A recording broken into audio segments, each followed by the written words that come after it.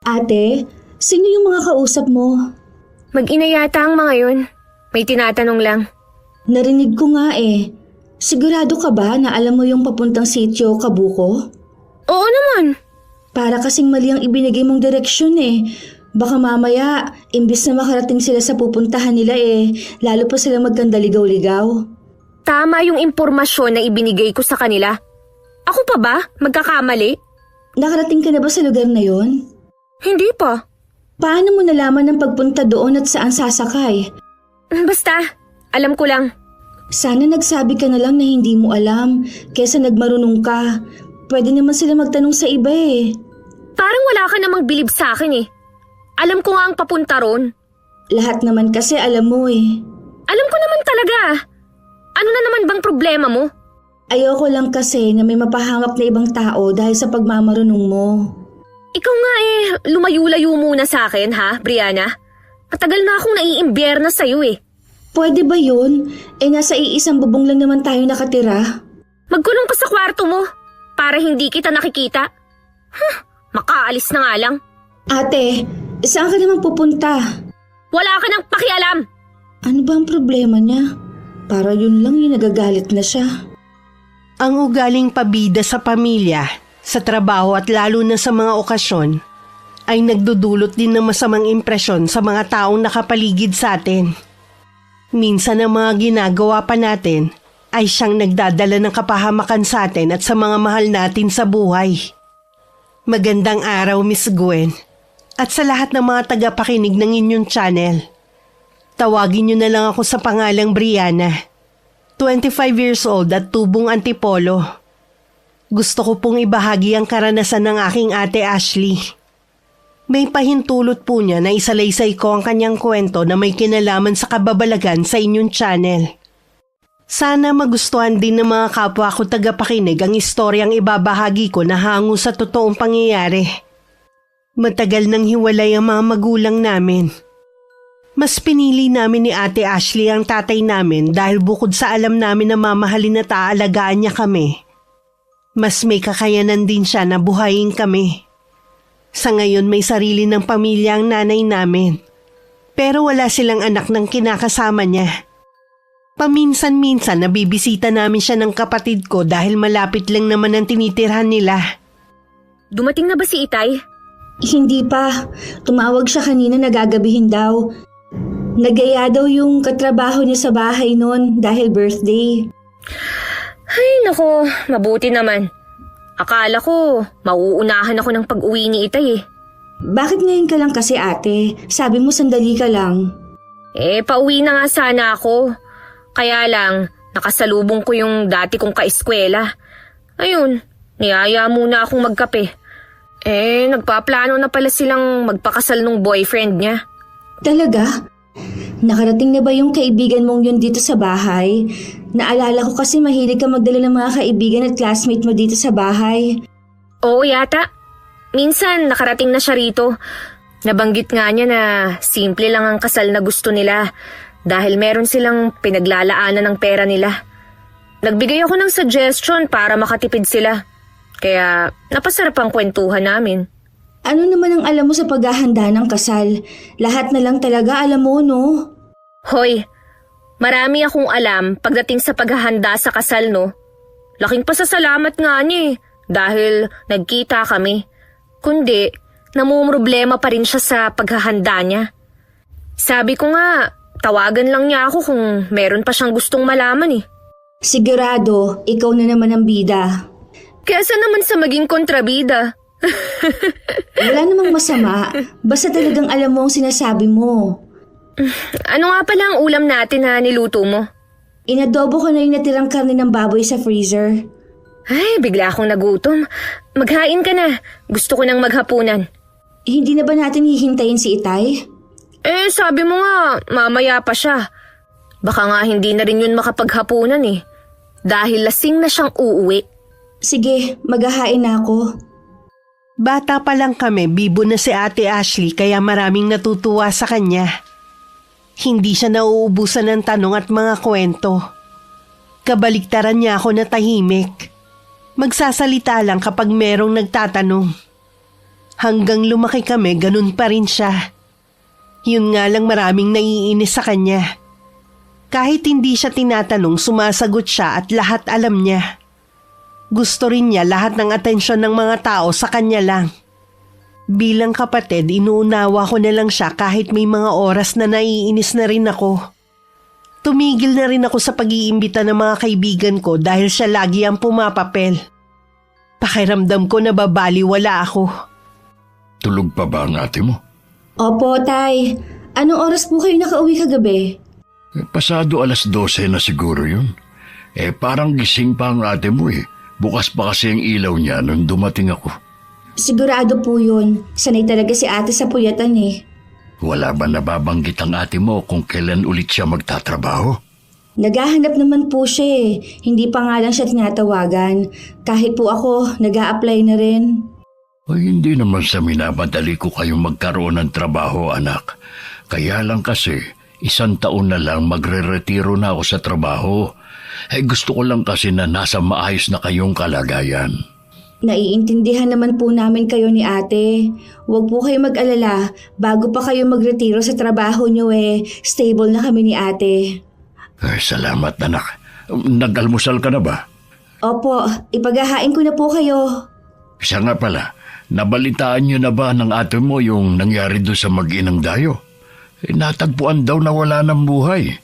Nagkamali daw ng pinuntahang lugar dahil yun daw ang itinuro nung napagtanungan. Sino po ang nagsabi sa inyo at kailan yan nangyari? Ang ninong Nelson mo nagsabi. Kasama ko siya kagabi sa inuman. Saan daw po ba pupunta ang mag-inang yun? Sa sitio Kabuko daw. Napunta naman sila sa sitio Bato. Palagay ng iba, baka daw na-hold up ng sinakyan na tricycle. Di ba nga, liblib na lugar na yun? Kawawa naman po pala sila. Oo nga eh. Tanga naman kasi yung napagtanungan. Bakit maling impormasyon yung ibinigay?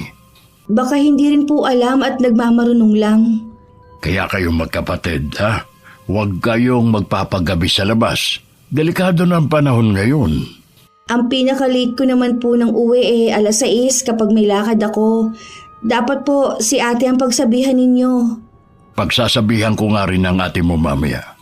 Akala yata niya hindi ko alam na gumagala siya kasama ng mga kaibigan niya at gabi na umuwi. Kain na po kayo.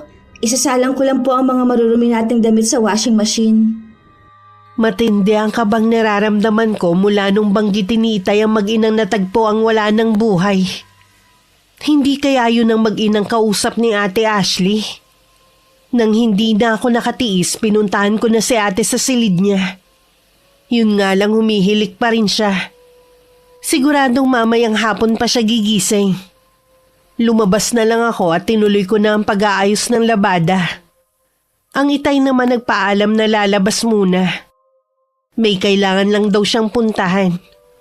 Nang araw kasi na yon, day off niya at lagi talaga siyang lumalabas kapag walang pasok. Itinuon ko na lang ang atensyon ko sa ginagawa ko. Mabuti naman ate, gising ka na. Anong ulam? Nagugutom na ako eh. Nagprito lang ako ng galunggong. Umalis na naman ba si Itay? Oo. Siya nga pala ate. May sasabihin ako sa'yo. Kanina pa nga kita hinihintay magising eh. Anong sasabihin mo? Naalala mo ba yung mag-ina na nagtanong sa'yo nung minsan ate? Kung saan ang sitio, Kabuko? Oo. Anong tungkol sa kanila? Sabi ni Itay, natagpuan daw ang katawan nila na wala ng buhay. Sa sitio Bato daw sila napadpad, hinala ng mga tao. Baka hinold up ng nasakyan nilang tricycle driver. Sigurado ka ba dyan? Oo ate, naligaw ang mag-ina dahil mali ang ibinigay mong direksyon. Alam mo naman ang kumakalat na balita tungkol sa sitio Bato, di ba? Doon nakatira ang lahat ng mga halangang kaluluwa. Ano? Baka naman nagkakamali ka lang sa balitang nasagap mo. Baka ibang mag-ina yun. Kung hindi ka naniniwala, si Itay na lang ang tanongin mo. Siya naman kasi nagsabi sa akin kanina eh. Loka ka ba? Ayokong malaman niya na ako ang napagtanungan ng mag-inang yun. Hindi mo naman kasi talaga alam ang tinatanong ng mag-ina. Nagmagaling ka lang. Alam ko nga no, baka sila lang ang naligaw dahil hindi nila sinunod ang sinabi ko kung saan sila dapat sumakay. Sila pa talaga ang sinisi mo. Patay na nga sila eh. Alam nga namang sisihin ko ang sarili ko. Ikaw kasi kahit hindi mo alam, nagmamarunong ka masyado. Pwede ba, Brianna? Wala ka ng bukang bibig kundi yan. Talaga naman kasi na marami akong alam. Hindi lang ako nagmamarunong. O sige na, lahat na alam mo. Binabalaan kita, Brianna, ha? Huwag na huwag mong sasabihin yun kay Itay o sa kahit kanino. Dahil kung hindi, mananagot ka sa akin. Kahit naman hindi yun sabihin sa akin ni Ate Ashley, wala naman akong balak sabihin sa tatay namin ang tungkol sa bagay na yun. Kahit minsan nakakainis na ang ugali niya, hindi ko pa rin magagawang ilaglag siya. Yun na rin naman ang huling beses na napag-usapan namin ang tungkol sa bagay na yun. Gaya ng ibang balita, kusa na rin naman nakalimutan ang pangyayaring yun sa mag-ina. At ang kapatid ko, gaya ng dati, bida na naman sa usapan. Kasalukuyan kaming nasa birthday party ng pinsan namin. Ate, huwag mo namang agawan ng eksena ng birthday celebrant. Ano bang ginagawa ko, ha? Nagsasaya lang naman ako, ha? Party to, di ba? Lahat na lang kasi nasa iyo ang atensyon. Dinig na dinig yung boses mo sa kabilang lamesa eh. Kasalanan ko ba kung di hamak na mas maganda ako sa pinsan nating may birthday, ha? Kaya nasa akin ang lahat ng atensyon ng mga bisita. Hindi lang yun. Alam mo ang isa nating pinsan ng MC. Bakit naman inagawan mo siya ng trabaho? Napakalamihan niyang mag-host eh. Walang kabuhay-buhay. Mabuti nga, ako na ang gumawa. Di sumigla ang party. Siya ang kinuha ni Ate Joyce na mag-MC sa birthday party niya eh. Gusto mo bang sumama ang loob ng mga pinsan natin sa'yo, ha? Sila na nga ang ginagawa ng pabor. Sila pa ba ang sasama ang loob? Baka gusto mong ikaw na lang din na mag-serve ng pagkain at inumin. Total lahat na gusto mong gampanan eh. Hoy Brianna, ano ba ang problema mo, ha? Panira ka ng gabi ko eh. Makaramdam ka naman sana. Kanina ka pa tinitignan ng masama ng mga pinsan natin. Sana pala, hindi na ako pumunta rito. Ayaw naman pala nilang nandito ako eh. Matuto ka naman kasing lumugar. Oo na! Diyan ka na nga! Huh! Naiiling na lang ako habang sinusundan ng tingin ng papalayong si Ate Ashley. Kaya ko lang naman siya napagsasabihan dahil sa mga sinasabi ng mga pinsan namin sa kanya. Binansagan na nga siya ng isang tiyahin namin na pabidang ate. Dahil siya ang mas matanda sa aming lahat pero siya na lang ang laging iniintindi dahil sa pag-uugali. Nang lumalalim na ang gabi, isa-isa na rin nag-alisan ng mga bisita. Maging ang pinsan naming may birthday nagpaalam ng magpapahinga. Nagpaalam na rin akong uuwi.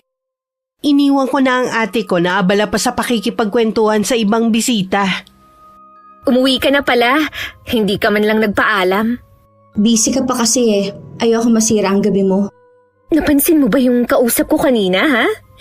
Yung matangkad na may dimple. Ang gwapo niya, no? Raven yata ang pangalan niya. Yun ang nanliligaw kay Ate Joyce. Ah, talaga? Bakit wala naman siyang binabanggit kanina na nanliligaw siya kay Joyce? Bakit naman kailangan niyang banggitin sa'yo? Siyempre sa kanila na lang yun. Ang ibig kong sabihin, bakit buong gabi sa akin lang siya nakadikit? Hiningi pa nga niya ang Facebook ko eh. Ate, pwede bang wag mo nilang siyang pansinin pa? Baka mamaya niyan, magkaroon kayo ng hindi pagkakaunawaan ni Ate Joyce. Teka nga, bakit ba si Joyce ang inaalala mo? Ako ang kapatid mo. Ang sa akin lang naman, ayokong magulong samahan natin. Nasa mga pinsan naman natin yun eh. Marami na silang issue sa'yo. Kahit mga tiyahin natin, hindi na maganda ang tingin sa'yo eh. Huwag mo na sanang palalain pa. Basta, wala akong pakialam kung ano man ang opinyon nila sa akin. Ang tigas talaga ng ulo mo. Wala rin akong pakialam kung kampi ka sa kanila kesa sa akin na kapatid mo. Siyempre, sa'yo ako kampi. Dadalawa na nga lang tayo eh. Pababayaan pa ba kita? Ayoko lang kasing konsintihin ang mga mali mong ginagawa. Ay, nako. Ano ba ang gusto mong gawin ko? Iwasan mo na lang si Raven. Oo na, sige na. Hindi ko na lang siya papansinin kapag nag-chat siya sa akin. Ay, salamat naman at nakinig ka rin sa akin sa unang pagkakataon. Matulog na nga tayo. Inaantok na ako eh. Bukas na lang ulit tayo magkwentuhan. Nakahinga naman ako ng maluwag. Akala ko mahihirapan akong pakiusapan ng kapatid ko. Kahit kasi ang mga tiyahin namin kanina kung ano-ano ang pinupukol na masasamang salita kay ate. Ipinagtanggol ko naman siya. Kaya lang pati ako nakatingim ng hindi magagandang salita.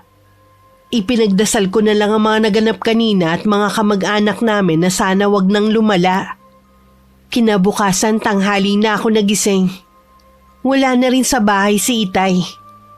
Inaasahan ko na matagal pagigising si Ate Ashley. Pero nagulat ako na ilang sandali lang bumangon na rin siya. Bakit ang aga mong gumising? May lakad ka ba? Mamaya pa naman, pagkatapos magtanghalian. Gumising lang ako para tulungan ka sa gawaing bahay bago ako umalis. Himala yata. Kailan ka pa nagka-interes sa mga gawaing bahay? Wala naman sigurong masama, di ba? Tsaka, ako na nga palang magluluto ng pagkain natin. Na sige, ikaw ang bahala. Magwawalis lang ako sa labas ng bahay. Hindi pa man ako natatagalan sa labas ng bahay, tinatawag na ako ng kapatid ko. Tinatanong niya kung saan nakalagay ang mantika, asin at mga rikado. Pumunta ako sa may pinto ng kusina at saka sumilip. Hindi naman ganun kalaki ang kusina natin para hindi mo makita ang mga hinahanap mo. Buksan mo mga cabinet. Nandyan lahat mga kailangan mo. Salamat sis. Hindi naman kasi ako laging nandito sa kusina eh. Pwede mo naman kasing hanapin kaysa magtanong na magtanong. Oo na. Ano ba yan? Binubukbok na pala ang mga cabinet dito. Dapat pinapalitan na ito ng Itay. Sinabi ko na yan kay Itay. Medyo mahal daw kung papalitan ng buong cabinet pero gagawa na lang siya ng paraan. Sobrang tagal na kasi neto eh. Mga bata pa tayo nung ipinagawa ni Itay ito. Ibig lang sabihin matibay ang gawa niyan. Maiwan na nga kita. Itutuloy ko ng ginagawa ko sa labas. May ilang beses pa akong tinawag ni ate bago ko na ituloy ang ginagawa kong pagwawalis. Patapos na ako noon nang maramdaman kong parang merong nagmamasid sa akin. Pag-angat ko ng mukha ko, isang matandang babae ang nakatingin sa akin. Nang mapansin niyang nakatingin ako sa kanya, bigla na lang siyang tumalilis ng alis. Sino kaya ang matandang yun? Kanina pa kaya siya nakatingin sa akin? Bahagya pa ako nagulat nang tawagin ako ni ate para kumain na. Habang nasa hapagkainan, kinuwento ko sa kanya ang tungkol sa matandang nakita ko. Baka magtatanong sana sa'yo. Tapos, nagbago ang isip, kaya umalis na lang. Sa tingin ko kasi matagal na siyang nakatingin sa akin kanina. Tapos, kakaiba ang pagkakatitig niya. Ewan ko ba? Bigla kasing nagtayuan ang mga balahibo ko sa batok kanina. Kalimutan mo na ang matandang yun. Hindi mo naman na siya makikita ulit eh. Oo nga, unang beses kasi nangyari sa akin Medyo kinabahan ako. Ay nako, kita pa rin nga ang pag-aalala sa mukha mo eh. Mamaya lang wala na to. Ay, siya nga pala. Ikaw nang bahala sa pinagkainan natin ha. Mag-aayos na kasi ako eh.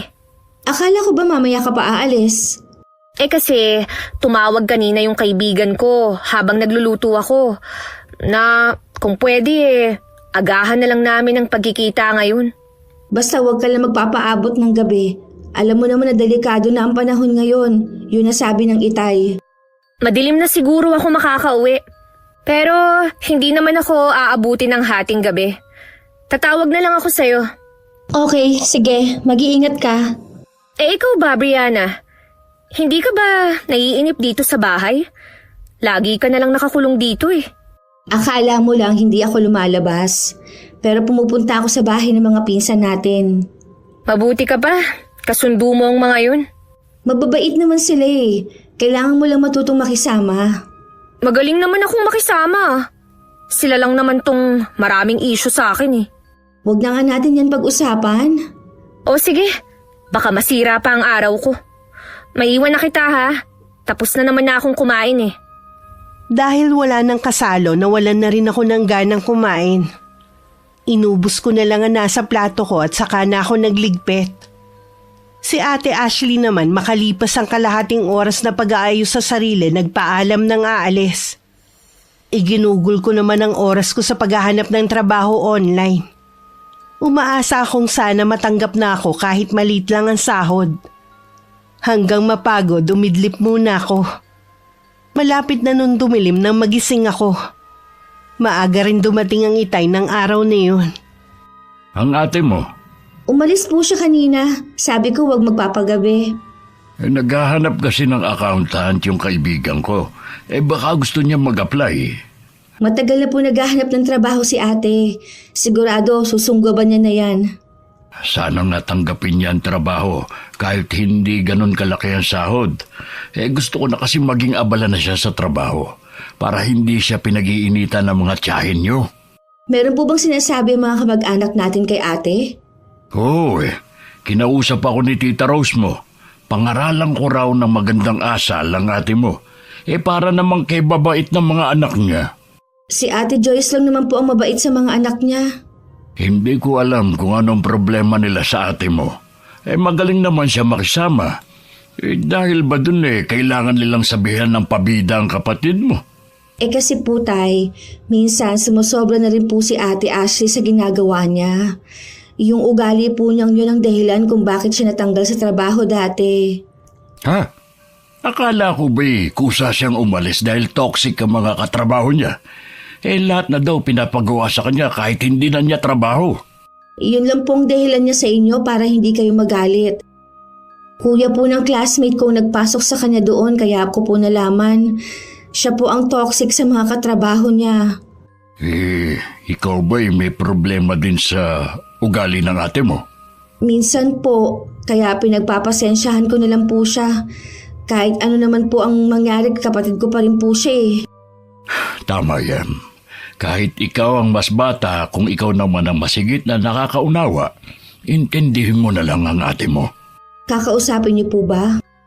Hindi ko pa nga alam Kaya lang sabi ng Tita Rose mo, galit daw ang mga pinsan niyo sa ate mo. Ano ba kasi nangyari sa birthday ni Joyce? Marami po, tay. Hindi niyo lang po napansin kasi late na kayo dumating. At ang mga pinsan ninyong lalaki ang kausap ninyo noon. Kaya hindi niyo po napansin ang tensyon. Kaya nga sabihin mo sa akin. Una po, kinuha niya po ang atensyon ng mga bisita. Imbis na ang atensyon nila na kay Ate Joyce. Inagawan din po niya ng mic ang isa naming pinsan. At siya ang naging MC nung gabing yun. Para nga pong siya ang may birthday Kinausap po ako ng mga pinsan namin, kaya pinagsabihan ko po siya nung gabi na yon. Kaya lang, nagtalo lang kami. Kaya pala maaga kang umuwi nung gabing yun. Sa tingin ko po, tay, nasira ni ate ang gabing yun ni Ate Joyce. Baka po yun ang dahilan kung bakit nagagalit si Tita Rose. Sa sobrang kaabalahan ko rin sa trabaho, hindi ko na kayo nasusubaybayan. Pasensya ka na anak ha. Hindi naman po kayo nagkulang sa amin. Baka po yun na talaga ang ugali ni ate. Nakuha niya sa nanay niyo ang ugali niyang yon at sa akin naman ang ugali mo. Sana po magbago na si Ate Ashley. Masakit din po kasi sa akin ang mga sinasabi nilang hindi maganda Kapag may ginawa o may nagalit ulit sa ate mo, sabihin mo sa akin ha. Ako na ang bahalang umayos. Opo, tay. Nagluluto pa lang ako nang tumawag si Ate Ashley na pauwi na. Pero wag na raw namin siya hintayin sa hapunan dahil busog pa naman siya. Hanggang makatapos na lang kami ng hapunan, hindi pa rin siya nakakauwi. Patingin-tingin na rin si Itay sa orasan sa dingding. Nang hindi na makatiis, sumilip na siya sa bintana. Kanina pa nagsabi na pauwi na raw siya pero hanggang ngayon wala pa rin. Ngayon lang naman po nangyari ang ganito. Kapag kasi tumatawag si ate na pauwi na, madalas nasa kanto na siya at nag-aabang niya ng tricycle. Tawagan mo nga ulit ang ate mo. Nag-chat na po ako sa kanya pero tatawagan ko na rin. Hindi po kaya meron lang siyang dinaanan? Maaga pa naman kung tutuusin. Sana tumawag uli siya kung malilate siya ng uwi. Ayaw pong sagutin ni ate. Lalabas muna ako. Dito ko na lang siya hihintayin. Ilang beses pa akong tumawag pero puro ring lang ang naririnig ko sa kabilang linya. Sumilip din ako sa labas ng bintana. Nakita ko din si Itay na hindi mapakali at palakad-lakad. Nang malobat ang cellphone ko, tinigil ko na ang pagtawag. Lalabas na sana ako ng bahay para samahan si Itay na makarinig ako ng humintong tricycle sa tapat namin. Pagsilip ko sa may bintana, si Ate Ashley ang dumating. O Tay, bakit po kayo nandito sa labas ng bahay? Kanina pa kasi kami nag-aalala sa iyo eh. Sabi mo kasi pauwi ka na. Pauwi na naman po talaga ako eh. Kaya lang po, nasira yung sinasakyan kong tricycle. Lahat po ng dumadaan eh, punuan ng sakay. Sana nag-reply ka man lang o tumawag ulit. Pasensya na po Tay ha. Nasa bag ko kasi yung cellphone ko eh. Hindi ko na po talaga inilabas to. Dahil mahirap na. Lalo na nasa nakakatakot na lugar po ako. Nag-iingat lang naman po akong ma-hold up. Kumain ka na ba? Opo. Tara na sa loob. Meron din kasi akong sasabihin sa iyo. Ako na nagbukas ng pinto nang malapit na sila. Nakahinga naman ako ng maluwag nang makita kong ayos na si ate. Nang sulyapan ko si Itay, maaliwalas na ang mukha niya. Hindi katulad kanina na bakas ang pag-aalala. Baka nagugutom ka, ate. Ipaghahain kita. Huwag na sis.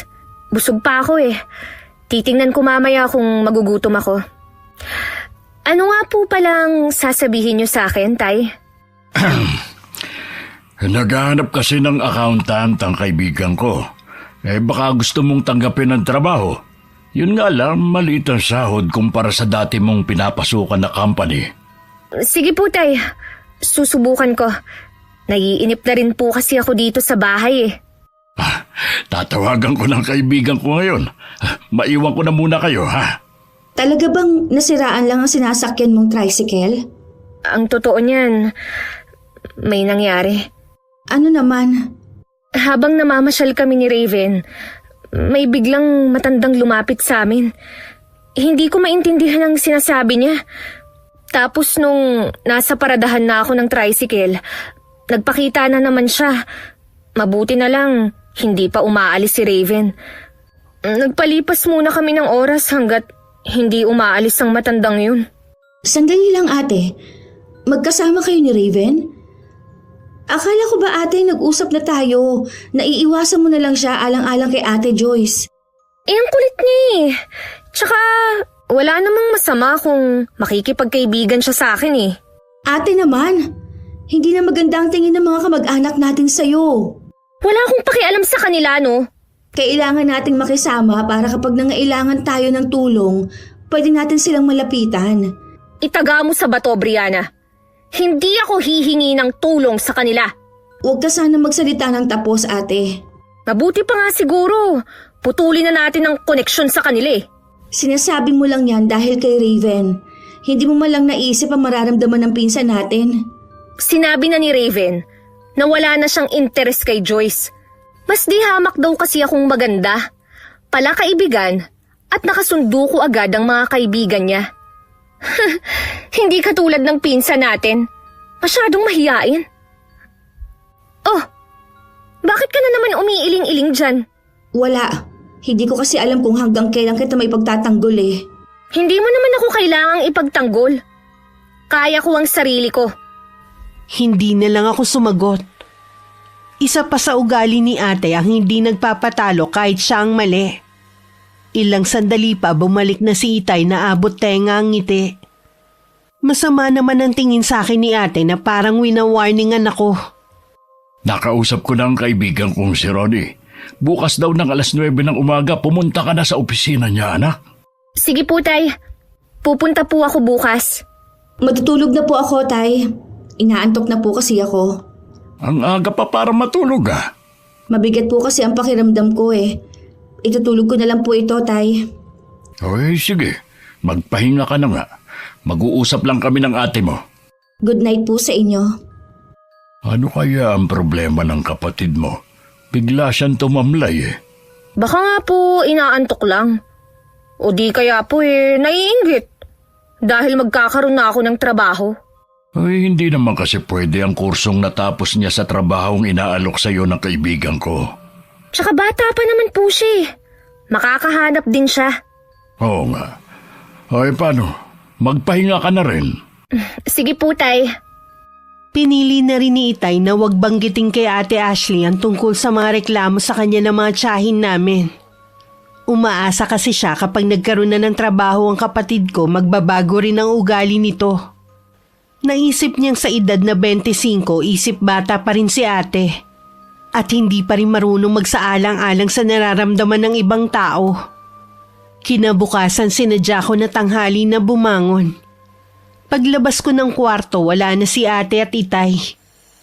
Hindi na talaga nag-aagahan si Itay sa bahay dahil libre naman ang almusal sa kumpanyang pinapasukan niya. Si ate naman madalang lang yung magluto. Dahil mag-isa lang naman ako, bumili na lang ako ng pandesal sa bakery na malapit lang sa amin. Pauwi na ako na makasalubong ko ang isang matandang babae. Parang pamilyar po kayo sa akin. Pasensya ka na, iha ko, natakot kita. Tama! Kayo yung matanda nung isang araw. Medyo natakot nga po ako sa inyo dahil sa paraan ng pagtitig ninyo sa akin. Taga rito rin po ba kayo? Nakatira ako sa sitio Kabuko. Araw-araw lagi talaga ako naglalakad para makalimot. Pasensya na po kayo, Lola. Tawagin mo na lang akong Lola Felipa. Lola Felipa. Bakit po gusto ninyong makalimot? Dahil sa nangyari sa anak ko at apo. Ano pong nangyari sa kanila? Natagpuan silang patay sa tabing daan malapit sa kabilang sitio. Papunta sana sila sa bahay ko eh. Yun ang unang beses na makikita ko sana ang aking apo. Anak at apo niyo palang naging biktima ng hold-up. Nahuli na po ba yung suspect? Hindi pa, iha. Hindi na rin ako umaasa pa. Sa mga tulad naming mahihirap, wala naman talagang hustisyang nakakamit eh. Lola, tara po muna sa loob ng bahay namin. Kumain muna kayo. Hindi na, iha. Salamat na lang. Pauwi na rin naman ako sa amin eh. Kung ganun po ipapara ko na lang po kayo ng tricycle. Wala akong dalang wallet, iha. Maglalakad na lang ako gaya ng ginagawa ko.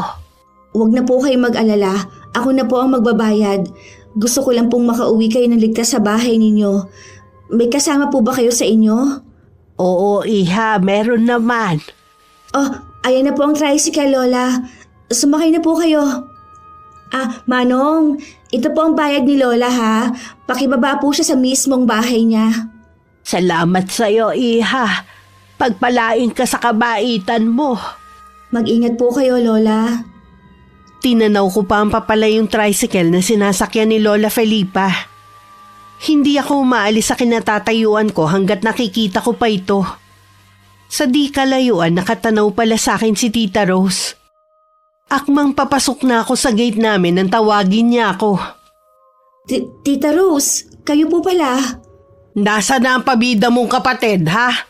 Umalis po siya kanina para mag-apply ng trabaho. Pakisabi sa kanya wag na siya ulit tutungtong sa pamamahay namin kahit may okasyon. Bakit naman po?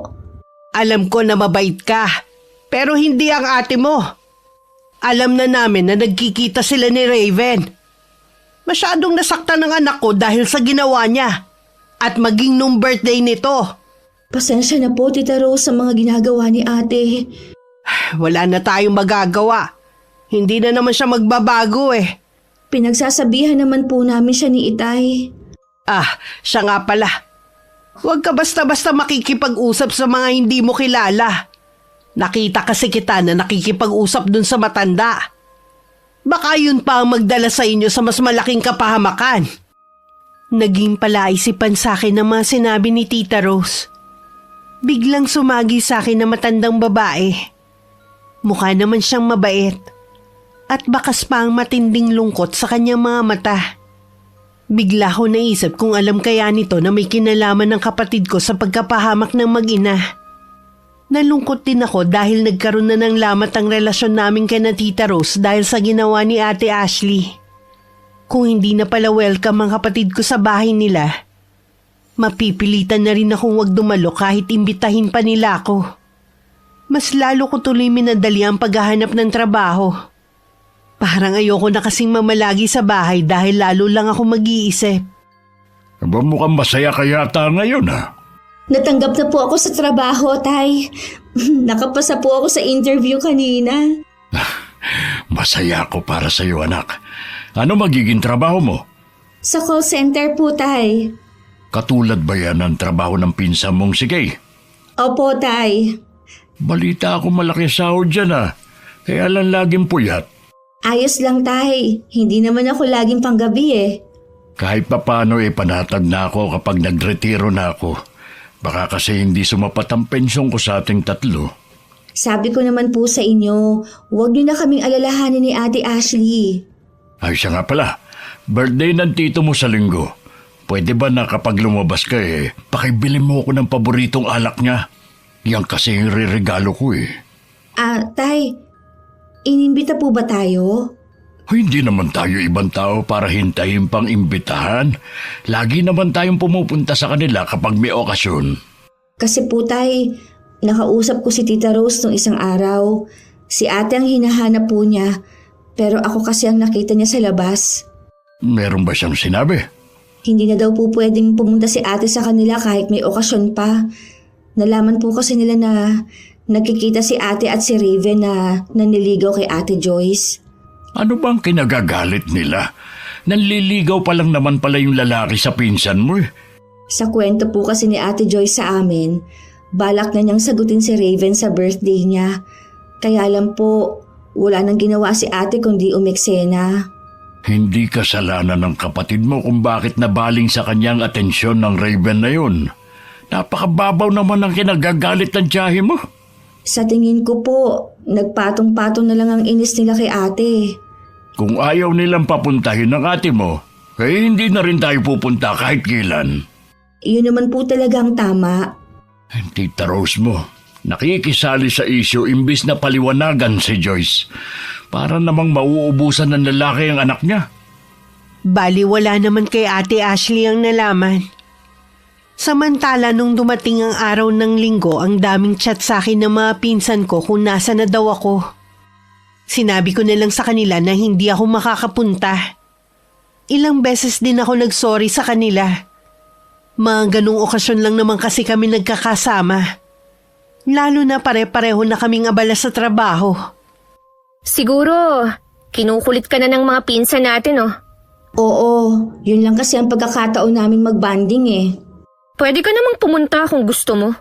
Hindi na lang, ayoko rin namang magalit si Itay. Ang dami pa nilang dahilan. Pero ang totoo niyan, natatakot lang sila na masapawan ko na naman. Sumusobra ka naman kasi sa pagiging pabida mo eh. Kahit hindi ka kinakausap, sabat ka ng sabat. Kahit ng mga bata pa tayo, ganyan ka na. Noon, nakakatuwa ka. Pero ngayon kasi hindi na eh. Alam mo, sumasabat ako dahil alam ko ang pinag-uusapan. Oo, alam mo. Kaya nga napahama ka mag-inad ng dahil sa'yo. Bakit ba kailangan mo na namang ipaalala ang bagay na yan, ha? Dahil nakilala ko si Lola Felipa. Siya ang ina at lola nung hinold up na mag-ina. Ano? May sinabi ka ba sa kanya, ha? Huwag ka mag-alala. Wala akong binanggit na kahit ano. Mabuti naman. Tsaka, hindi naman ako ang pumatay sa kanila. Kung hindi ka magbabago, mas marami ang maiinis sa'yo at mapapahamak. Pwede ba, Brianna? Total naman may trabaho na tayo pareho. Huwag mo na nga akong pakialaman. Mag-focus ka na lang sa trabaho. At ganun din ako. Ganun na nga ang ginawa ko. Bihira na rin kami magpansinan sa loob ng bahay. Wala naman napapansin ang aming ama dahil abala rin siya sa trabaho. Palaging nag-overtime si Itay dahil katuwiran naman niya. Ilang buwan na lang magre-retiro na rin siya. Lihim din ako nakikipagkita sa mga pinsan ko. Namimiss ko kasi ang bonding namin na parang magkakaibigan. Dahil hindi nagkakalayo ang mga edad namin. Hindi ko lang akalain na katagalan mabubuko ko ni ate. Akala mo yata, hindi ko malalaman. Lihim kayong nagkikita ni Joyce sa labas. Ate, Huwag ka nang magtangkang magsinungaling. Nakita ko kayo sa isang fast food. dati pa naman namin yung ginagawa eh. Sila ang masasabi ko na malalapit kong kaibigan. Di ba nga? Ang sabi ni Itay, lumayo ka na sa kanila. Ipapaliwanag ko kay Itay. Alam ko maiintindihan niya ako. Sige, tingnan natin. Sabay pa kami napalingon ni Ate Ashley nang bumukas ang pinto at pumasok si Itay. Salubong naman ng kilay ng aming ama dahil sa nadatnan niyang parang nagtatalo kami. Nagtatalo ba kayong magkapatid? Ito po kasing si Brianna eh. Nahuli kong nakikipagkita sa mga pinsa namin. Alam naman niyang pinagbawalan niyo siya. Pero sige pa rin ang pakikipagbanding sa mga yun. Ako ang kapatid mo. Pero sa kanila siya kumakampi. Totoo ba ang sinasabi ng ate mo? Hayaan niyo po ako magpaliwanag, Tay. Ay sige, makikinig ako. Alam niyo naman po na mula pagkabata, sila ng mga kalaro at mga tinuring kong kaibigan. Wala naman po kaming pinag-aawayan para umiwas ako sa kanila. Hindi po tama na dahil kay ate, magagalit din ako sa kanila. Baka mamaya kasi meron kang sinasabi sa kanila tungkol sa akin. Napag-usapan na namin na tuwing magkikita kami, walang magbabanggit sa'yo. Tsaka, wala na namang problema kay Ate Joyce kung sa'yo na naniligaw si Raven eh. Basta. Sumunod ka na lang sa amin ni Itay. Kapatid lang kita. Wala kang karapatang pakialaman ng buhay ko. Ikaw itong may problema sa kanila, labas na ako dun. Wala ka palang kwentang kapatid eh. Tama na! Huwag na kayong mag-away. Ikaw, Ashley, hayaan mo na lang ang kapatid mo. Pero Tay, Hindi naman porket nakikipag-banding pa rin si Brianna sa mga pinsa mo hindi mo na siya kakampi. May kasalanan ka rin naman kasi. oo na. Kasalanan ko na naman. Ang ibig ko lang sanang sabihin, matuto kang lumugar lalo na kapag may mga okasyon. Galit sila sa akin dahil hindi kasing talino ko ang mga pinsan ko. Alam naman namin ang kapatid mo na matalino ka talaga. Wala kang dapat patunayan kahit kanino. Bahala ka na nga sa buhay mo, Brianna. Huwag ko lang talagang mababalitaan na meron silang sinasabi sa likod ko. Sinisiguro ko sa'yo ate na walang sinasabi laban sa'yo. Alam kong galit pa rin sa akin si ate. Hindi ako sanay na para bang lagi may pader sa pagitan namin. Kaya ako na ang unang lumapit sa kanya pero umiiwas siya. Napansin na rin yun ni Itay dahil kahit sa kanya umiiwas si ate. Para din kaming hangin na dinadaan-daanan niya. Ilang buwan pa lang si ate sa trabaho niya pero pagdating ko sa bahay nadatnan kong nagtatalo sila ni Itay. Ano pong nangyayari dito? Huwag kang mangialam dito. Isa ka pa eh.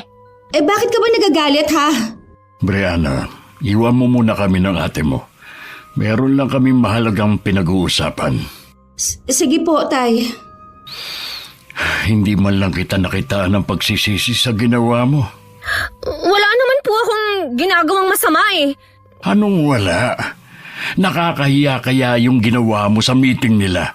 Hindi ka naman kasama doon. Gusto ko lang naman pong makatulong sa kaibigan nyo. Kaya lang nga hindi ka nakatulong. Palpak ang ginawa mo. Nagbakaw tuloy ang investor dahil sa'yo. Galit na galit ang kaibigan ko at baka masira ang pagkakaibigan namin nang dahil sa'yo. Sorry, Tay. Hindi ko naman alam na ganun ang mangyayari eh. Wala na tayong magagawa. Humingi ka na lang ng tawad sa ginawa mo. Hindi na po ako babalik dun. Wala na akong mukhang ihaharap sa kanila. Sige, ako na lang makikipag-usap sa kanya. Naiiling na lang ako matapos ko yun marinig. Hindi na rin naman ako nagulat dahil gawain na niya yun kahit noon pa. Hindi ko nga lang maintindihan kung bakit parang hindi nadadala si ate. May napahamak na nga, hihintayin pa ba niya na may mapahamak ulit dahil sa kanya? 1 linggo nang tambay si Ate Ashley sa bahay. Hindi ko alam kung may balak pa ba siyang mag-apply ng ibang trabaho. Habang nasa sala ko, nilapitan niya ako at kinausap. Hiring ba sa inyo, sis? Ha? Hindi ko alam eh. Bakit? Mag-a-apply sana ako eh. Sige. Magtatanong ako. Nakakainggit ka kasi dahil Ang laki ng sahod mo. Yun nga lang, laging puyat. Ayos lang yan. Basta kumikita. Siya nga pala. Pasensya ka na sa akin, ha? Ayos lang, te. Sanay naman na ako eh. Promise, aayusin ko na ang trabaho ko. Hindi na ako magmamagaling kahit na magaling naman talaga ako. Ate, kung gusto mo talaga magtagal sa trabaho, hindi lang dapat sa trabaho magaling, kundi kung paano mo ilulugar ang sarili mo para wala kang maapakang tao. Oo na. Gusto ko na rin namang maregular sa trabaho eh. Gusto ko kasing makaipon. Kaya mo naman yan. Oo nga pala. Saan mo nabili yung cellphone mo? Sa mall. Ako, dapat nagsabi ka sa akin. May alam ako na maganda at saka mura lang na bilihan ng cellphone. Sigurado na napamahal ka pa dyan. Okay na rin na sa mall ako bumili. Baka kasi maloko pa ako at peke ang mabili ko kung basta na lang akong bibili sa labas. Alam ko naman kung sino ang mga legit na seller, no? Sayang din kasi yung matitipid mo sana eh. Ganito na lang. Kapag may kakilala ka na gustong bumili ng cellphone gaya ng sayo, sabihan mo ko, ha? Oo, te. Maiba nga pala ako. Nakikita mo pa ba yung matandang sinasabi mo? Oo, naglalakad siya minsan. Madalas ko siyang makita kapag papasok na ako sa trabaho. Hindi kaya may sira yun sa utak? Bakit siya lakad ng lakad? Mukha namang matino si Lola Felipa dahil nakausap ko siya. Kahit ano naman ang gawin niya, hindi na maibabalik ang mag-inang yun. Alam naman niya yon. Hindi nga lang ganun kadaling tanggapin dahil pagkatapos ng ilang taon, noon lang sila makikita ng kanyang anak at unang beses din niyang makikita ang apo. Ang malas naman niya pala. Malas talaga dahil ikaw ang napagtanungan. Ito naman eh, huwag mo na nga akong sisihin. Ang sabihin mo, hanggang dun na lang talaga ang buhay nila. Hanggang ngayon, naaawa pa rin ako sa kanila. Lalo na dun sa matanda. Sige, hindi na kita aabalahin sa pamamahinga mo. Nang pumasok ako sa trabaho, nalaman kong hiring ang kumpanya namin. Nagtanong na rin ako sa HR kung pwede bang mag-apply ang kapatid ko. Pwede naman daw pero hindi kami pwedeng magka-team. Kailangan hiwalay ng department. Habang pauwi ako, bigla ako natakam sa pianono. Kaya naman sa may bakery na ako bumaba para bumili. Doon lang kasi nakakabili nun at bihira sa ibang bakery. Malapit na ako sa bahay nang makita ko nagtatalo ang kapatid ko at si Tita Rose. May mga kamag-anak naman na umawat sa kanila. Ano ba ang nangyari, te? Hindi ako ang nag-umpisa. Si Tita Rose ang bigla na lang lumapit sa akin. Noon pa, galit na siya sa akin eh. Eh sana hindi ka nalang sumagot, tsahin pa rin natin siya. Respeto na lang sana. Napuno na ako sa kanya eh. Nananahimik na nga ako eh. Narinig ko na nagbanta siya sa'yo. Baka mamaya sa sobrang galit niya ano na ang magawa niya sa'yo? Hindi naman ako natatakot sa kanya, no? Subukan niya lang talaga. Ano ba kasi ang pinagmula ng away niyo? Kung ano-ano kasi ang pangiinsultong sinabi niya eh.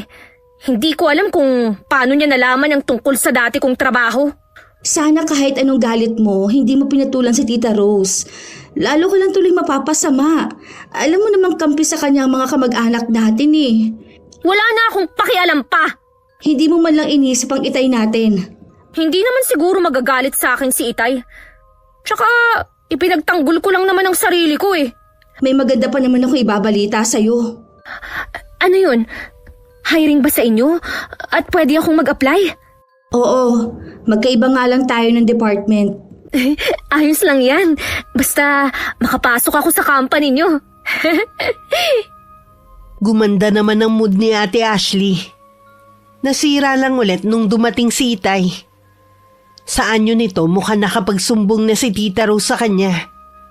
Tahimik lang kami ni ate na nakaupo sa mahabang upuan. Naghihintay sa sermon ni Itay.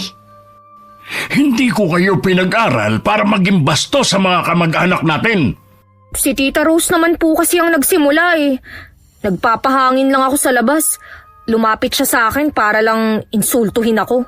Sapat na dahilan ba yon para sigawan mo siya at sagutin siya sa harap ng maraming tao? Nagdilim na po kasi ang paningin ko kanina eh.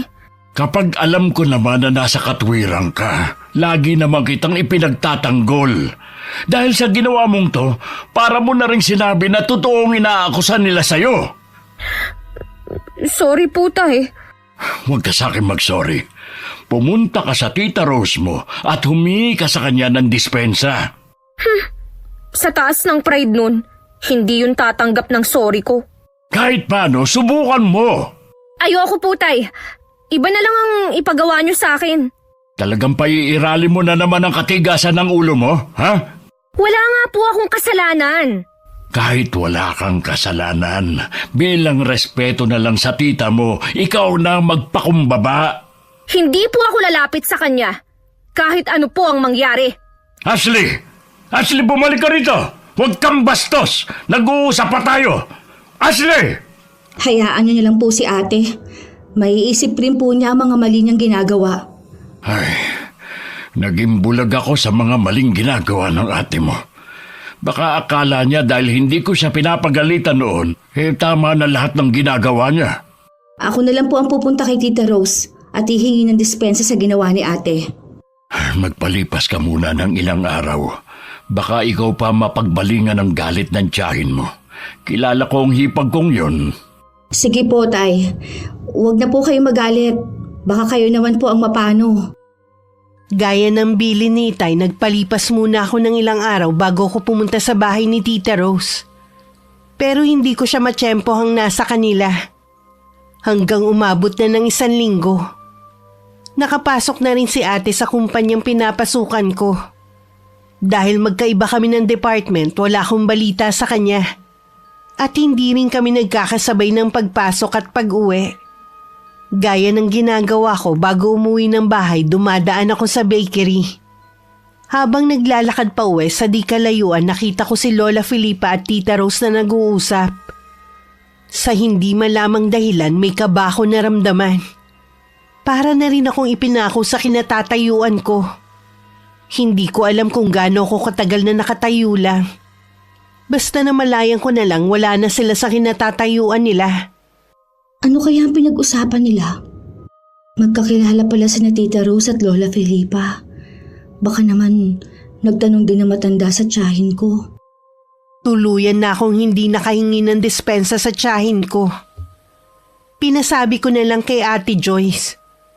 Sabi naman ito, hindi naman daw galit sa akin ng nanay niya. Inamin din naman ng pinsan ko na mainit talaga ang dugo ni Tita Rose sa kapatid ko. Lalo pa raw nadagdagan dahil sa mga ginawa nito. Akala ko rin maayos na ang trabaho ni Ate Ashley. Pero ganun na lang ang gulat ko nang may makarating sa aking balita. Puro negatibo ang sinasabi sa kanya ng mga katrabaho namin. Parang gusto ko na talagang sumuko sa kapatid ko. Ano na naman ba ang ginawa ko, ha? Akala mo yata hindi nakakarating sa akin ang mga ginagawa mo. Kung ano man ang naririnig mo, wala lang yun. Mga inggit lang ang mga yun. Mahalin mo ang trabaho mo kung gusto mong magtagal dito. Ano pa ba ang ginagawa ko? Masipag naman akong pumasok ah. Ginagalingan ko naman ang trabaho ko para hindi ka mapahiya. Ayoko lang kasi na magkaroon ka na naman ng kaaway. Iba-iba ang mga tao dito. Hindi natin alam ang iniisip nila. Huwag mo sanang masamain ang sinasabi ko sa'yo, ate. Kung makapagsalita ka, parang ikaw ang mas matanda sa atin ah. Hindi na importante kung sino ang ate sa atin. Basta makinig ka naman, kahit alang-alang na lang kay Itay. Alam kong para akong nakikipag-usap sa hangin.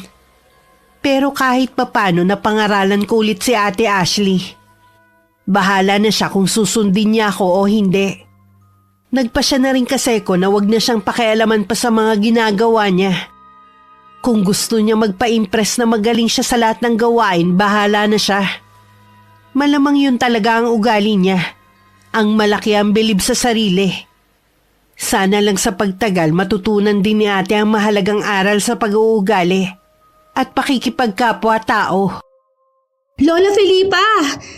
Ay, ginulat niyo naman po ako sa bigla ninyong pagsulpot. Kamusta na po kayo? Ayos lang ako, Iha. Balita ko maganda na ang trabaho mo. Natutuwa ako para sa'yo. Salamat po, Lola. Tuloy po muna kayo sa bahay. Hindi na, Iha. Dito na lang tayo mag-usap. Baka ito na rin ang huling beses na makikita mo ko. Bakit naman po? Magpapakalayo-layo na po ba kayo? Napapagod na kasi ko Gusto ko na lang pumirmi sa bahay ko. Ganun po ba? Nalulungkot naman po ako dahil hindi na tayo magkikita. Lagi kang mag-iingat ha. Kayo din po, Lola Felipa. Mag-iingat din po kayo. Kahit pangalawang beses ko palang nakakausap si Lola Felipa, nakakaramdam na ako ng lungkot. Dahil hindi ko na siya makikita na naglalakad dito sa lugar namin. Bala ko rin sana siyang pasakayin sa tricycle. Pero napansin kong may kasama siyang dalagita. Bago naglakad palayo, lumingon pa sa akin ng matandang babae at saka kumaway. Kilala mo pala ang matandang yun? Kayo po pala, Tay. Anak ni Lola Felipa ang mag-inang hinold up. Talaga? Kaya siguro bigla na naman siyang lumabas sa bahay niya. Matagal na kasi nung huli ko makita ang matandang yun Paano niyo po siya nakilala taga-sitio Kabuko po si Lola? Dati yang nakatira dito bago sila lumipat ng sitio noon. Ganun po ba? Ay maiba nga pala ako. Kumusta ang ate mo sa trabaho? May mga naririnig po ako na hindi maganda. Pero ayoko naman pong makialam sa kanya. Matanda na po siya para malaman ang ginagawa niya. Oo nga. Alam ko nahihirapan ka na sa pakikisama sa kapatid mo. Sumobra naman po ang bilib niya sa sarili niya. Kaya akala niya lahat ng bagay alam niya na. Umaasa pa rin ako na balang araw magbabago din ang kapatid mo. Dahil abala o sadyang hindi ko lang pinapansin si Ate Ashley, tanging si Itay lang ang nakakapansin sa biglang pagbaba ng timbang ng kapatid ko. Hindi na rin nakatiis si Itay na hindi siya kausapin. Dahil pakiramdam niya may sakit na si ate. Ashley, may sakit ka ba na hindi sinasabi sa amin? Wala po, Tay. Bakit yun naman naitanong? Ang laki kasi ng ipinayat mo Para kang hindi kumakain. Ano ba kayo, Tay? Ayos lang po ako. Bakit hindi mo tignan na sarili mo sa salamin na makita mo ang itsura mo? Lagi naman po akong nananalamin Ang nakikita ko po ang napakaganda niyong anak. Naisip ko na baka hindi hiyang sa'yo ang trabaho mo ngayon. O baka pinababayaan mo na sarili mo. Hindi po Ayos lang po ako. Huwag na po kayong mag-alala.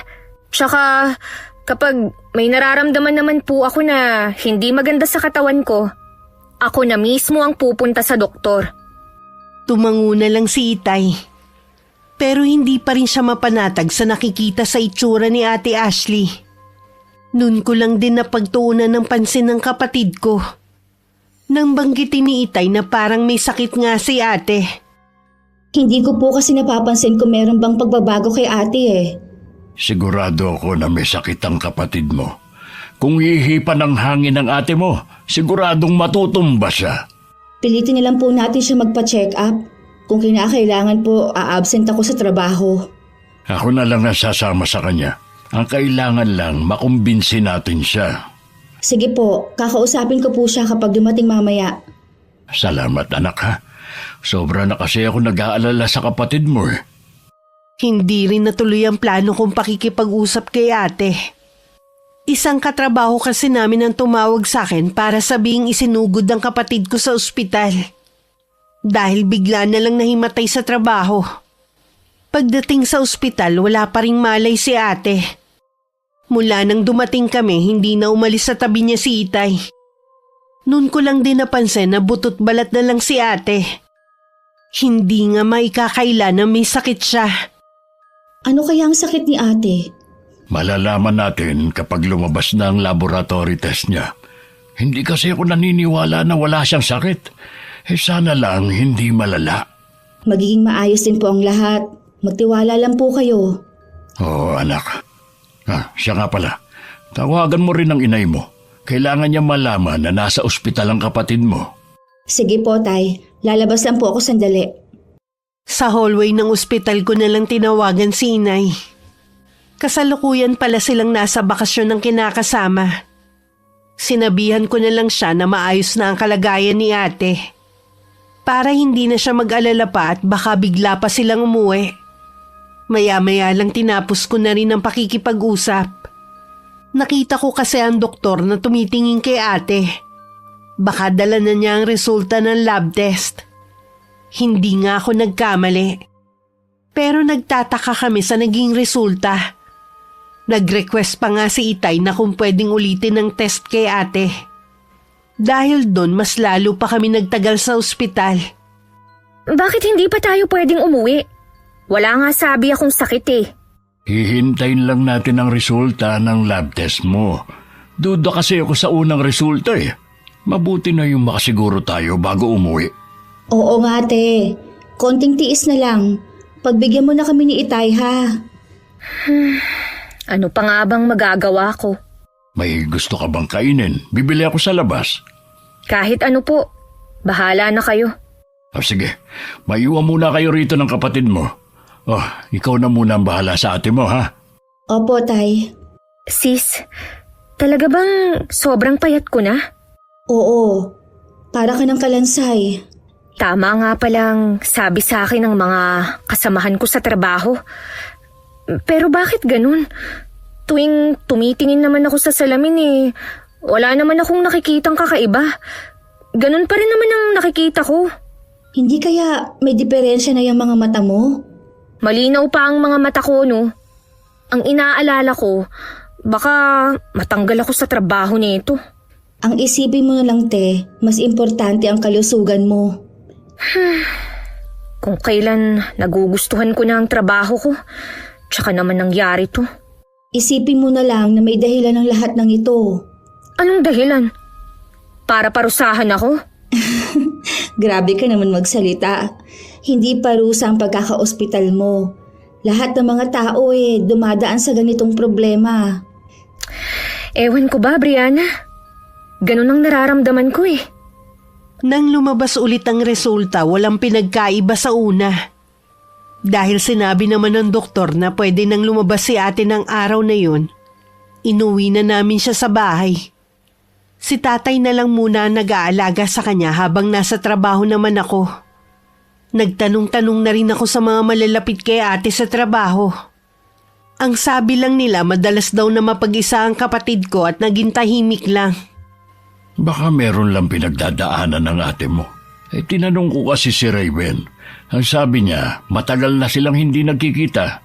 Ewan ko ba, Tay? Tingin ko mas may malalim pang dahilan. Naisip ko nga na magpatawag ng albularyo. Baka yun ang mas makatulong sa ate mo. May kilala ba kayo?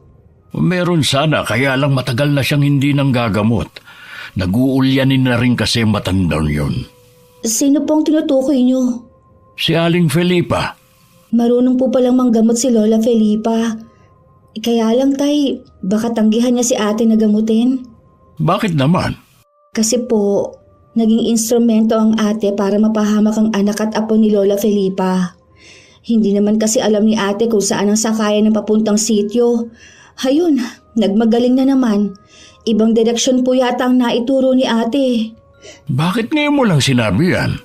Nangako po ako kay ate na hindi ko sasabihin sa inyo. Napilitan nga lang po ako dahil hinihingi ng pagkakataon. Subukan pa rin natin. Sige po, gusto ko rin naman pong malaman ang sakit ni ate. Bukas na bukas din pupunta ako sa sityo. Ngayon sana, kaya lang gabi na. Delikado na kung ngayon ako pupunta doon. Para bang gustong hadlangan ng panahon ng plano ni Itay na sunduin si Lola Felipa.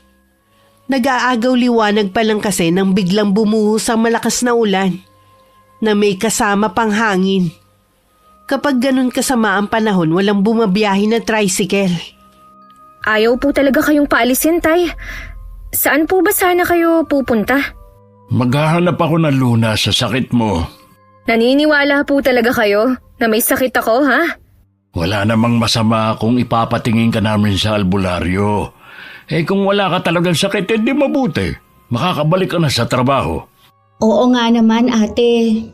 Tuwing sinasabi nyo na baka may sakit ako, ang dami ko nang nararamdaman na sakit sa katawan ko eh.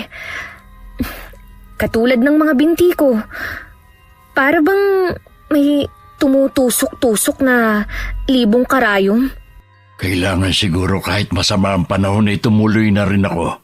Delikado po, Tay. Alam niyo naman na madulas ang daan papunta doon at may bangin pa sa tabing daan. Nahihirapan na kasi ang ate mo eh.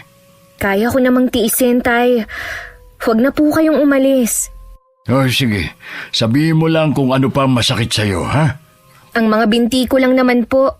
Kukunin ko ang langis. Hihilutin kita para mawala ang pananakit.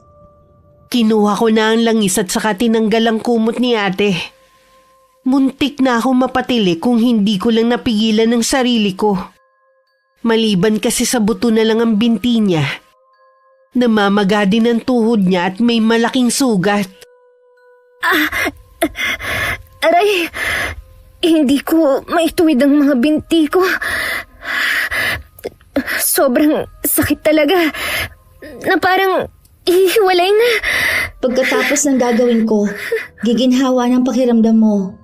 Ito lang bang binti mo ang masakit? Oo, sis. Salamat ah. Pasensya ka na rin sa abala ko ah. Hindi ka nakakaabala. Natural lang sa magkapatid ang nagdadamayan. Lalo na tayong dalawa lang naman. Sana bumuti na ang pakiramdam ko. Gusto pa kitang ilibre sa paborito mong restaurant. Yan ang unang beses na ililibre mo ako kung sakaling matutuloy. Matutuloy yan. Isasama din natin si Itay. Naiiyak na lang ako habang nakikinig sa kapatid ko.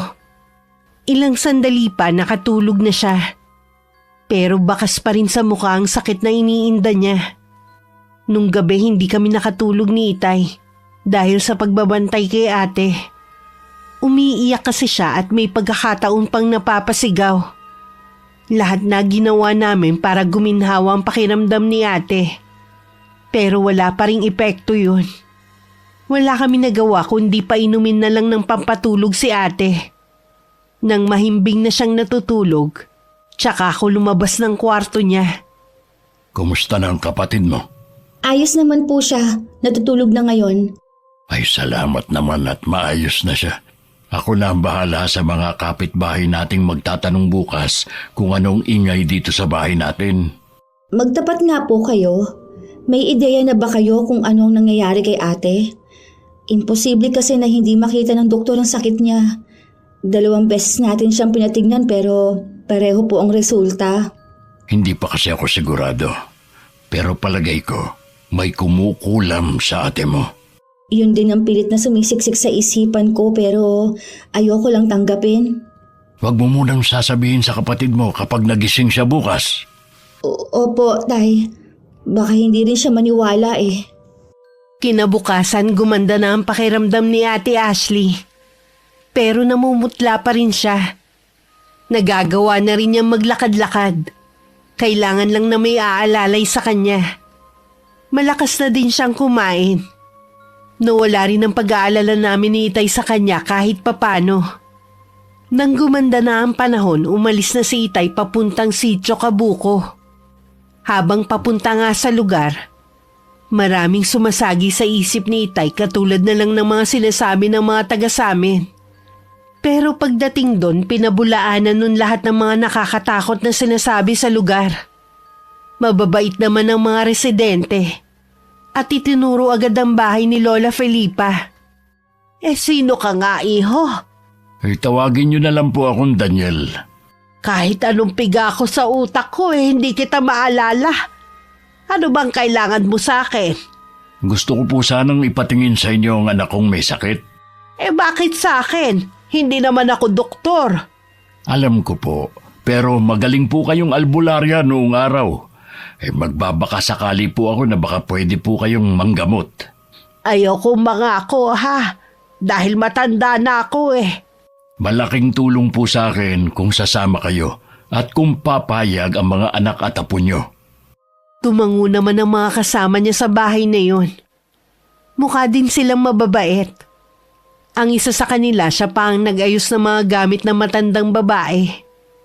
Isang dalagita naman ang sumama sa kanila bilang alalay ni Lola Felipa. Nakahinga na ng maluwag si Itay habang pabalik na sa bahay namin. Nang mga sandaling yun, pumasok na ulit sa kwarto si Ate Ashley. Dumadaing kasi siya na giniginaw. Dahil nga siguro halos butot balat na lang siya kaya ang bilis niyang ginawin. Bakit wala pa si Itay? Huwag kang mainip. Darating rin yun. Naiinip na ako. Gusto ko na bumalik sa dati. Kaya lang, kapag ganito ang itsura ko,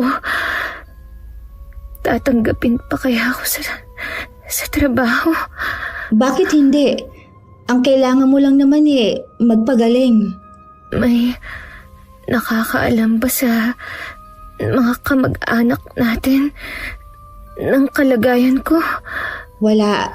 Ayaw kasi ni Itay na ipaalam. Hindi naman daw kasi makakatulong sa atin. Ang bait talaga ni Itay. Gusto lang niya akong protektahan laban sa mga mapanghusga nating kamag-anak. Huwag mo muna silang isipin. May nabasa ako. Kapag daw may sakit o may nararamdaman sa katawan, kailangan lang daw na positibo mag-isip at iwasan din ang magalit. Hindi ko lang kasi maiwasan eh. Alam ko na hindi rin maganda ang naging tingin mo sa akin. Inayunan mo rin sila na ganun akong klase ng tao. Tapos naman na yun Huwag na nating pag-usapan pa. May narinig akong tumigil na tricycle. Sigurado si Itay na yon. Lumabas ako at sinalubong ko si Itay at Lola Felipa na hindi na nagulat nang makita ko. Habang nasa biyahe, nabanggit na ni Itay ang tungkol sa akin. Pagdating sa loob ng bahay, pinaupo ko muna ang mga bisita at inalok ng maiinom. Maligamgam na tubig lang ang hiningi ng matandang babae. Salamat po, Lola, na pumayag kayo na gamutin ng kapatid ko. Kahit ang dami ko na nakakalimutan, ayoko pa rin tanggihan ang mga humihingi ng tulong sa akin. Sana po, mapagaling ninyo si Ate Ashley. Gusto na po niyang makabalik sa dati niyang buhay. Gagawin ko ang lahat. Nabanggitan ng Itay mo na nagkakahinala na siya kung anong karamdaman ng kapatid mo. Tayo na, puntahan na natin siya. Iginiya ko na si Lola Felipa sa kwarto kung saan naroon ang kapatid ko. Nakasunod naman sa amin ang dalagitan niyang apo. Si tatay naman kasalukuyang nasa kusina ng mga sandaling yun. Napasukan naming nakapikit si ate at bakas na naman ang sakit sa mukha niya. Nang tawagin ko ang pangalan niya tsaka siya nagmulat ng mga mata. Biglang nanlaki ang mga mata niya nang makita si Lola Felipa. Anong ginagawa ng matandang yan dito? Paalisin mo siya! Ate, siya si Lola Felipa. Tutulungan ka niya gumaling. Paalisin mo siya, Brianna! Walang magagawa ang matandang yan! Siya ang kunikwento ko sa'yo na matanda na naggugulo sa akin habang kasama ko si Raven! Natatandaan ko na nga. Pasensya ka na, iha, sa inasal ko noon, ha? Gusto ko lang naman kasing alisin ng itim na mahika na bumabalot sa'yo noon na pwedeng magpahamak sa'yo. Sinungaling! Lumayas ka rito! Huminahon ka naman, ate. Huwag kang sumigaw dyan. Kung gusto mo akong huminahon, palabasin mo siya rito! Nasaan na ba si Itay? Bakit niya hinayaan na makapasok ang matandang yan dito sa kwarto ko? Lalabas muna kami ng apo ko. Bumalik na kayo sa pinanggalingan niyo! Ate, ayaw mo bang gumaling ka, ha? Doktor ang kailangan ko at hindi ang matandang yon. Siya ba ang sinundo ng Itay? Oo, siya nga. Hindi ako makapaniwala na magagawa ni Itay na ipagkatiwala ako sa isang matandang baliw. Ate naman, nasa labas lang sila. Baka mamaya marinig ka. Wala akong pakialam! Lagi ka namang ganyan. Sarili mo lang ang iniisip mo eh. Samantalang ikaw naman ang may kasalanan kung bakit ka nagkakaganyan. Hindi ko naman ginusto na magkasakit ako ah! Hindi nga, pero dahil sa ugali mo. Kaya merong kumulam sa'yo. May nagbigay sa'yo ng sakit. Kaya sana naman makipagtulungan ka na para gumaling ka na. Sabi ko na nga ba, yun din ang naiisip ko. Kung ganun, tatawagin ko na si Lola Felipa. Ayoko nga sa kanya! Namimili ka pa talaga. Tanging siya lang ang makakatulong sa'yo. Kung ayaw mo, di wag. Bahala ka na nga sa buhay mo. Hindi mo man lang iniisip ang kapakanan namin. Gusto mo bumalik sa normal ang buhay mo. Ganon din kami. Gusto ko na rin makapagtrabaho. Walang magagawa ang pag-iyak mo. Kailangan mo rin tulungan ang sarili mo. Sa inis ko, iniwan ko si ate na umiiyak. Siya na nga ang gusto naming tulungan, siya pa ang nag-iinarte. Nasa sala pa rin si Lola Felipa kausap ni Itay. Naupo ako sa tapat nila. Nagpaalam naman si Itay na kakausapin ng kapatid ko. Ashley, Itay, paalisin niyo na ang matandang yun. kalimutan mo muna ang ginawa mong kasalanan sa kanya. Ang importante, gumaling ka. Alam niyo na po. Oo, kahit si Aling Felipa, isinantabi muna yun dahil gusto niyang tulungan ka. Paano po kung hindi niya ako mapagaling? Magaling si Aling Felipa, magdiwala ka sa kanya. Nalaman na nga niya kung sino ang nasa likod ng nangyayari sa iyo. Talaga po? Sinong kumulam sa akin? Ang Tita Rose mo. Ganun ba kalaki ang galit niya sa akin? Ang hiling lang ni Aling Felipa, magtiwala ka sa kanya na mapapagaling ka. Opo, Tay. Papapasukin ko na siya. Ilang sandali lang pumasok na rin si Lola Felipa. Umiwas ng tingin si ate. Dahil hindi niya matagalan na matiim na titig ng matanda sa kanya. Umupo siya sa tabi ni ate at saka inilabas ang maliit na botelya na pinaglalagyan ng espesyal na langis. Inilabas din ito ang pulang panyo na merong nakabalot sa loob. Alisin mo lahat ng pag-aalinlangan sa puso mo. Ibigay mo lahat ng pagtitiwala mo. Opo. Ikaw na nasa likod ng pagpapahirap sa dalagang ito. Alam ko na ang kaanyuhan mo at kung sino ang nag-utos sa'yo. Bawiin mo ang sumpa sa kanya o ibabalik ko sa'yo. Kaninong boses yun?